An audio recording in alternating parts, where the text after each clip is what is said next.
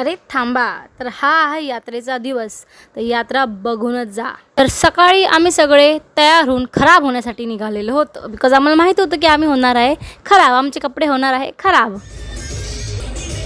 तर रथ ऑलरेडी निघालेला होता आणि आम्ही पण त्या रथाला जॉईन केलं आणि आम्ही लागलो नाचायला. नाचो.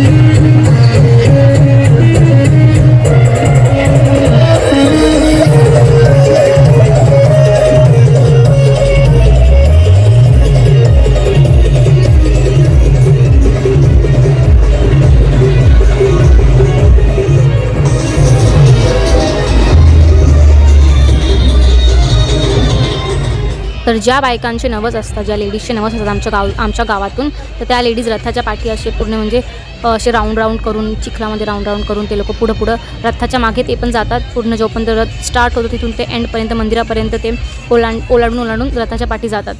तर माझे भावं वगैरे पण आमच्या गावाच्या बैलाला घेऊन म्हणजे आमच्या बैलांना घेऊन उभे होते, बिकॉज त्यांना रथाला बांधायचं होतं. तर खूप डिफिकल्ट होतं ॲक्च्युली त्या बैलांना रथाला बांधणं. तुम्ही बघू शकतात व्हिडिओमध्ये किती गर्दी होती, त्याच्यामुळे ते बैलांना बांधणं वॉज डिफिकल्ट.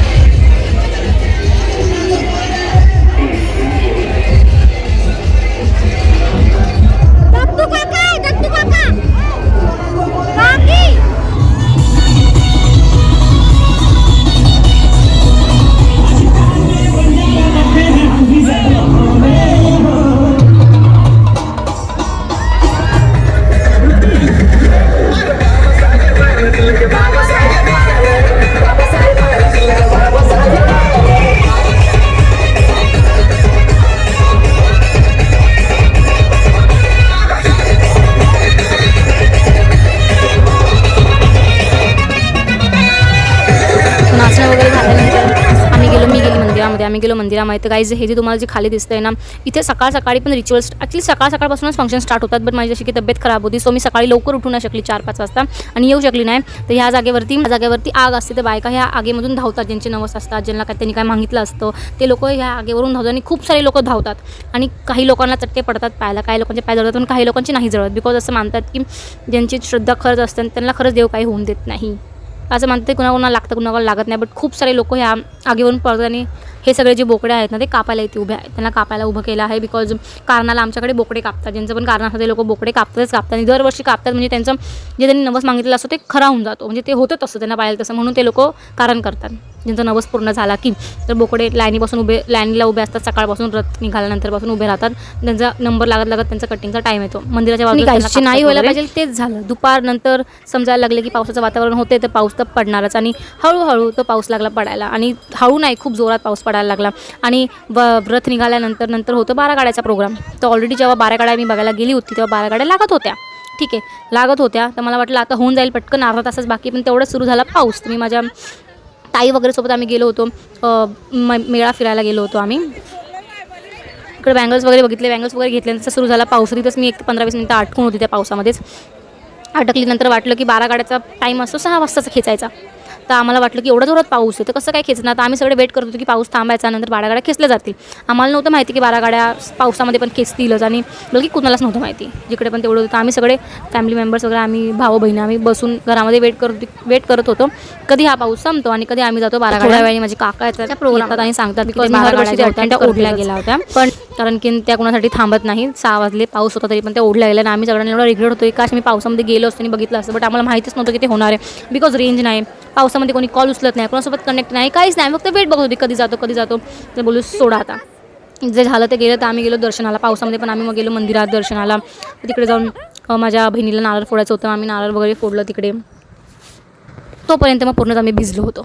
मग आता वाटलं की आता काय यार, की आता काहीच होणार नाही, कारण वगैरे लोकांचे होते. तर पण या पावसाला बघून वाटलं की आम्हाला पण बोकड पण खायला भेटणार नाही. बिकॉज या पावसामुळे सगळ्यांचे खूप नुकसान झाले आहे. सगळ्यांचे ज्यांचे मंडप वगैरे टाकले ते मंडप उडून गेले, खूप नुकसान झालं. तर वाटलं नव्हतं भेटेल बोकड पण खायला, कारण डिनरला पण कुठे आम्हाला आमंत्रण होतं, आमच्या रिलेटिव्सचंच होतं कारण. बट वाटलं नव्हतं की होईल. बट चांगलं झालं, देवाच्या कृपेने चांगलं झालं की 7, 7:30, 8ला समथिंग पाऊस थोडा कमी झाला. मग आम्ही सगळे गेलो जेवायला. पटापट आम्ही जेवण केलो आणि आम्ही सगळे पण खूप थकलो होतो. आणि सगळ्यांचा मूड खूप ऑफ झाला होता पावसामुळे. सगळ्या लोकांची खूप धावपळ वगैरे झाली. दुसऱ्या दिवशी सकाळी लवकर उठून नाश्ता वगैरे करून आम्ही निघालो घरी जायला.